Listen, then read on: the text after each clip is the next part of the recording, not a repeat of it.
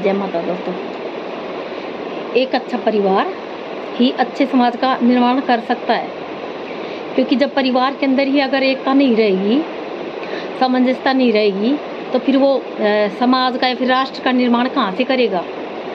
इसलिए परिवार में चाहे 2 सदस्य हों या फिर 10 सदस्य हों, जितने भी सदस्य हों, अगर वो आपस में अपने रिश्ते को बनाए रखने के लिए अगर वो रिश्ते को एक तो मन से जोड़ते हैं, मतलब से नहीं, क्योंकि जो रिश्ता स्वार्थ से मतलब से टिका होता है उसकी नींव कमज़ोर होती है।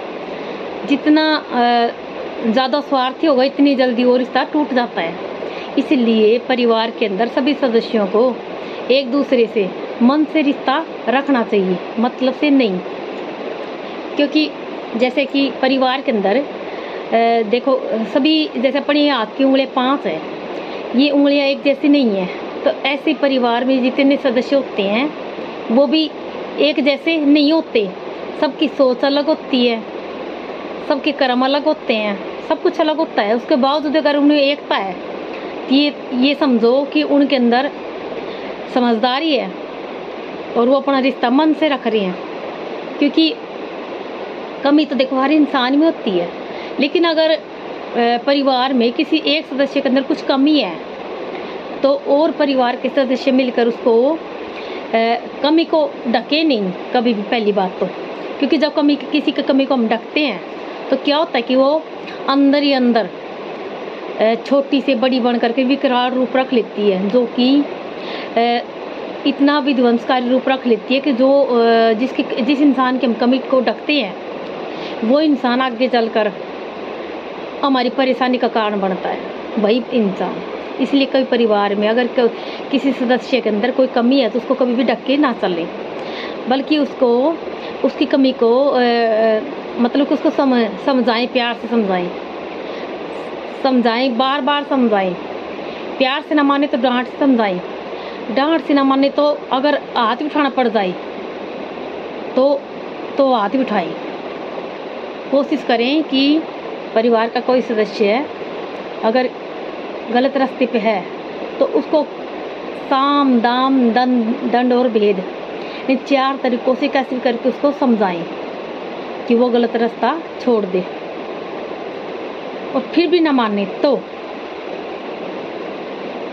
फिर देखो, जैसा इंसान कर्म करता है फल तो उसको खुद को ही भुगतना पड़ेगा।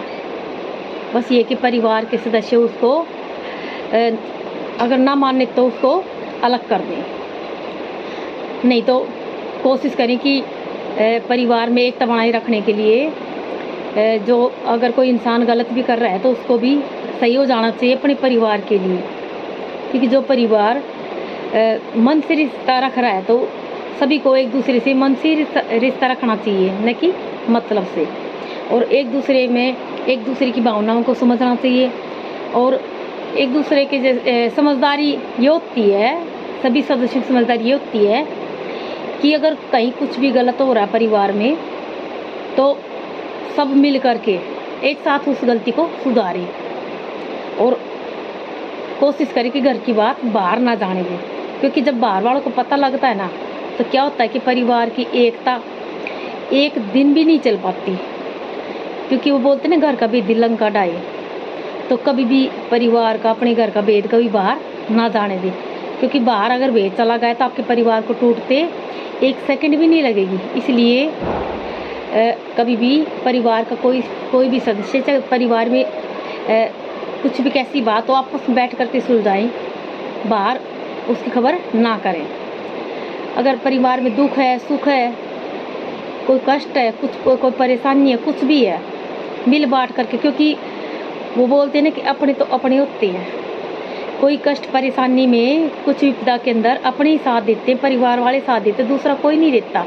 दूसरे सब मजे लेने के होते हैं, तमाशा देखते सब। बल्कि अगर ज़्यादा क्या करेंगे कि फूट डालो और राज करो, राजनीति अपनाते हैं दूसरे लोग। कि परिवार के एक सदस्य के अंदर सदस्य ने अगर बाहर जाके कुछ अपने परिवार की बात बता दी तो क्या करेंगे लोग, जनता बाहर वाले, कि उसको भड़का करके परिवार के अंदर फूट डलवा देंगे और परिवार को बिखेरने में 1 सेकंड भी नहीं लगाएंगे।